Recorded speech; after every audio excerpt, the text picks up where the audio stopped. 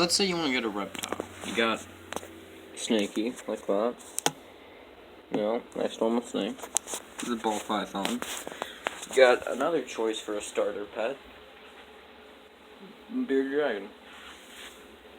Kind of an asshole, but he's alright.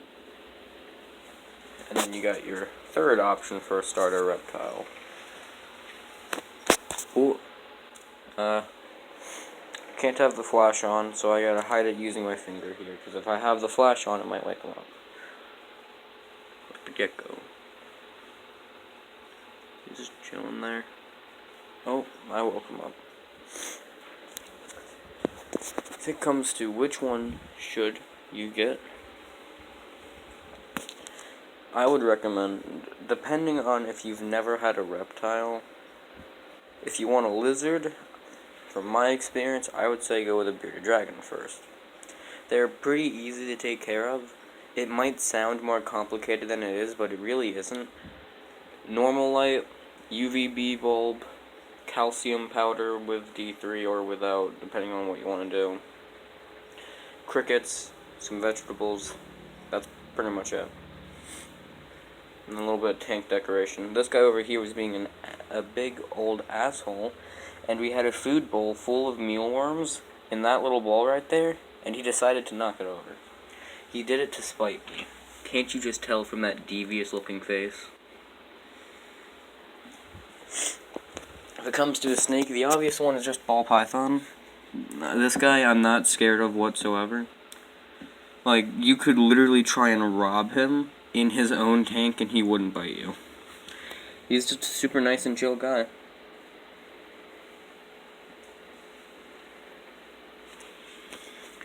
The most he's ever done was hiss at me, and even then I never felt like he was going to bite me.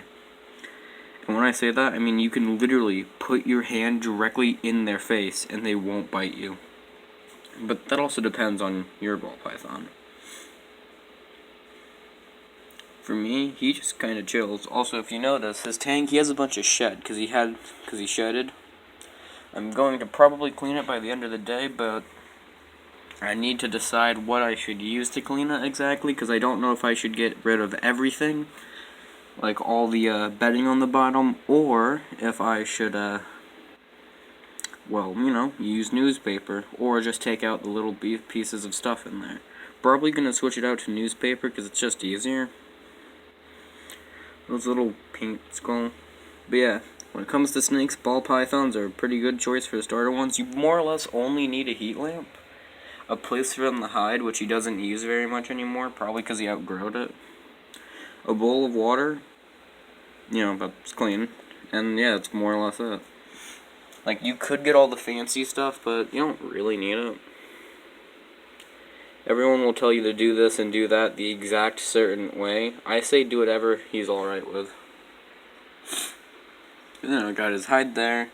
He goes in it at night, but he stays over here in the day, maybe because of the heat lamp, but when I check it, it's just the right temperature, so I don't know why he stays over here. Maybe he just likes it.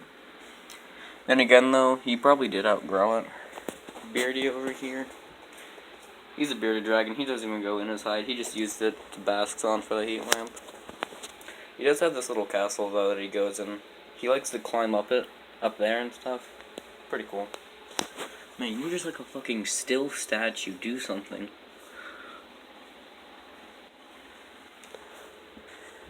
If I shake this in front of me, it might do something. Nope. Usually when I dust crickets, I do it directly in front of them. So I was hoping that might do something. When it comes to leopard geckos, I can't fully say. I haven't had this guy for the longest amount of time.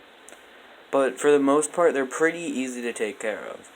My main problem with him has just been choices of lighting, or heating, and getting him to eat food. He seems to like crickets well enough, though. Doesn't care much for mealworms. Just really likes crickets. I want to do something. I'm not getting this camera away until you do something. Are those like dried carrots there? Who gave you those? Oh, did you do something? You need a bath. Yeah, you very much need a bath. You got shit all on your mouth, probably from when I was a little baby about feeding you superworms. Because you're obviously big enough to eat superworms more or less as much as you want.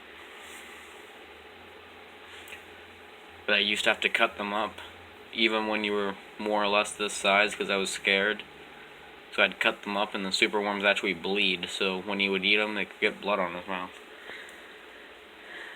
Also, bearded dragon spikes are surprisingly spiky. Like, they can actually cause you to bleed.